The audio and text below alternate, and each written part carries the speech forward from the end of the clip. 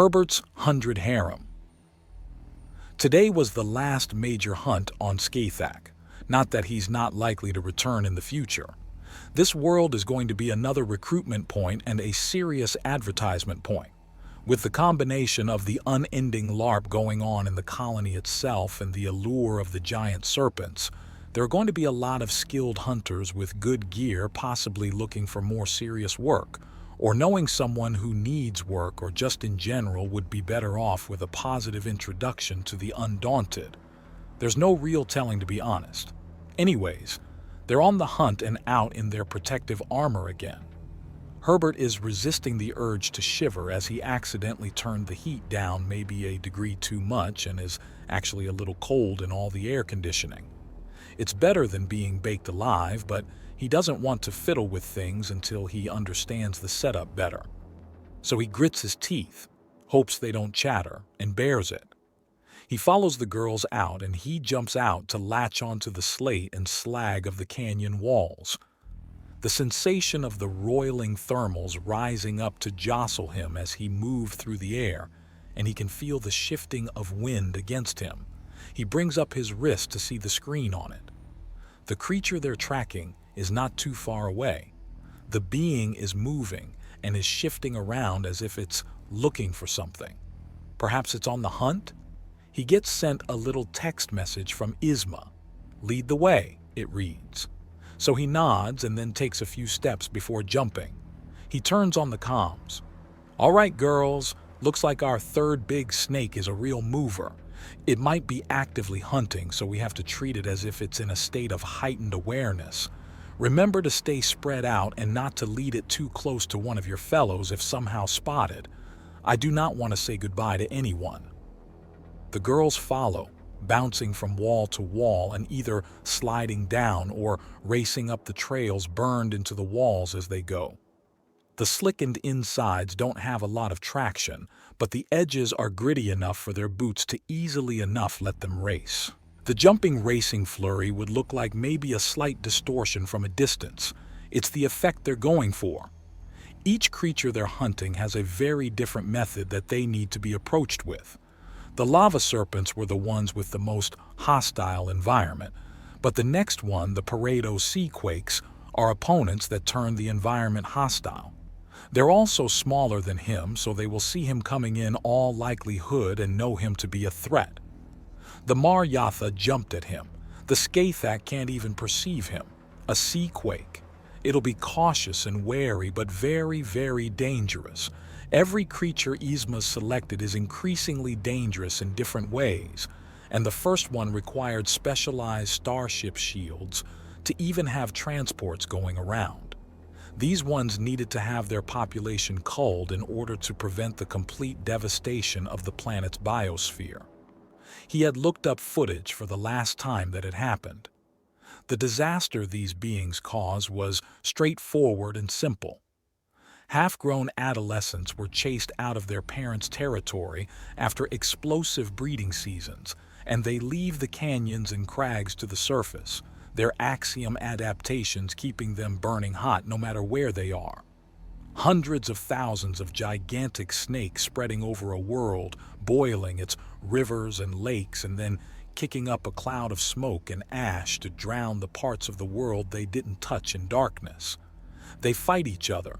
They push back into the preferred hunting grounds of their parents. Some even win and take over. Then they start to die off as sheer competition pares down the numbers.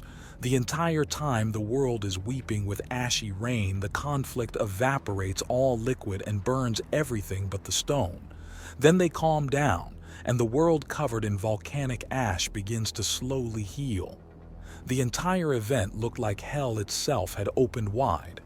The whole thing was a nightmare. The entire world was murdered by its most brutal children, and many of the beings that had been born and flourished in the time since the last eruption of serpents had been new and then had never returned. Axiom speeds up the evolution and allows an atrocity of extinction over and over again on Skaithak. It's empowered the mass executioners and rendered the world so fertile that it very shortly has new, unique creatures to be butchered anew and never seen again after the next eruption. It was really hard to feel pity for the serpents, even if their eggs were being collected to see if a tamer, less dangerous variant could be selectively bred or even artificially induced. Perhaps smarter ones that could easily beat up their elders but had slower breeding cycles to prevent or at least slow the massive eruption. Of course, something like that could easily backfire. He's not a biologist, though, even if he does have just enough knowledge to have a passing understanding. Apparently, there were even a few idiots that wanted to see if they could artificially create a new Nagasha variant out of the damn things. He had their IDs tagged to be watched, as he was positive that kind of mad science aspiration was going to leave a trail of trouble that someone had to clean up. They cross around a corner in the canyon and then have to scatter. There's a second, untracked lava serpent. They hit the walls above the beast as no one wants to be caught below it as it rains slag downwards as it moves. Before it has a chance to pass over them fully, the serpent they were attempting to track initially joins it, and they start slithering together. Herbert updates the file on the serpent as having found a mate. Suddenly, the price on its head quintuples and an equal price is immediately offered for the mate. Well, that's convenient, he notes to himself before turning on the comm. We should follow them both to wherever they're going and hit them while they're occupied. Easiest way to kill them both. Talk about hitting a woman with her panties down. That's just mean grandson. Yzma's response is bursting with restrained laughter. Grandmother, I didn't know we were hunting like gentlemen. Should we release the hounds, mount up horses, and make this a smashing good time? Herbert fires back in a heavy British accent. He then winces to himself. That kind of humor would go right over Yzma's head. Not sure I'm really part of that culture to enjoy a fox hunting snap. Yzma remarks, and Herbert goes a little wide-eyed at that response. He must have inhaled sharply as Yzma lets out a laugh.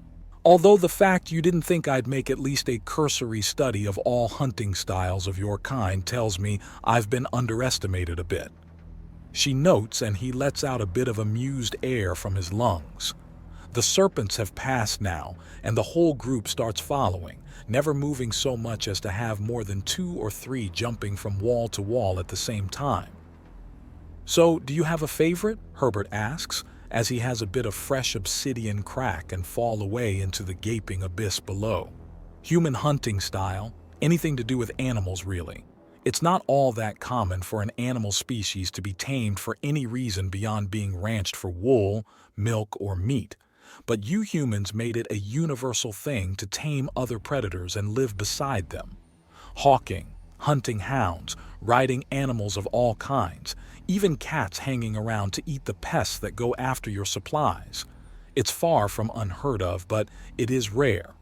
So you're saying that if you could try something new, you'd give falconry a try? Herbert asks, and there's an interested sound from Yzma.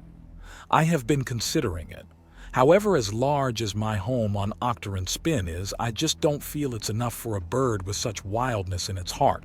Not to mention it's a station that's a bit exciting to have something so exotic and rare around. It would only be a matter of time until some shit with an ablator decided that a non-sentient flying animal must be a pest and doing the station a service, she notes. It sounds niche, but setting up a falconry range might be an interesting way to make money, Herbert considers. Had Escobar Bridger brought that data as well? It would have to be looked into.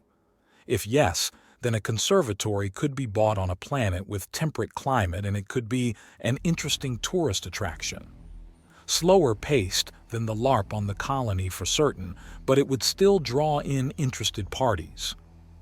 They're descending, one of his girls sends out, and he's dragged out of his reverie to watch the 2 serpents shimmy lower and lower as they're now effectively slithering on top of each other.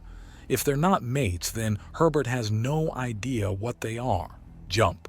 Slide down the blazing hot tunnel and jump again. Tiny motes of slag sticking to his boots as he crosses the canyon.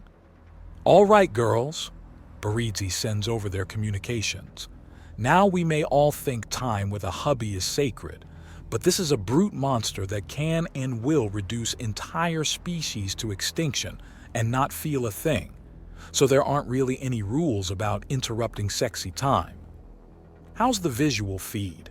You and the rest of the girls getting a proper view? Herbert asks.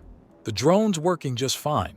We also have several feeds from you all. It looks great, Baritzi answers. Sounds good. Time to knock a pair of snakes off the census. Herbert replies. Oh, company, Yzma notes, and Herbert abandons his next jump to get a good look upwards. A shuttle is descending and looks like it's prepping to disgorge some more hunters. How will you handle this, Mr. Man? Tactfully, he answers. Girls, as you can see, we have more hunters down with us. Now the main goal is to make sure these monsters don't hurt people and the numbers stay low. So no starting fights over who gets to kill the big dangerous beasties. What matters is the monsters die. He leaps upwards and bounces off of a wall and then the other to reach the level of the shuttle in a hurry. The first being out of the shuttle at first looks like about 10 different people rushing out at once. Then it's revealed to be a massive Lydris.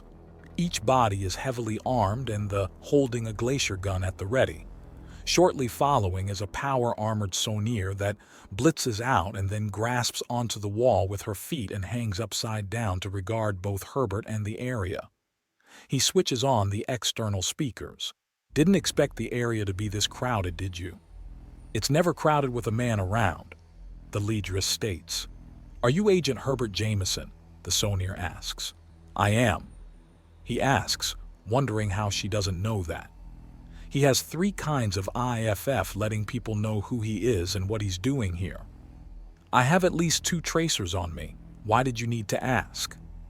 We're here to hunt dangerous creatures. Is there a problem?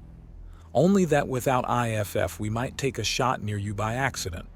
My girls and I have no interest in accidentally shooting each other or you.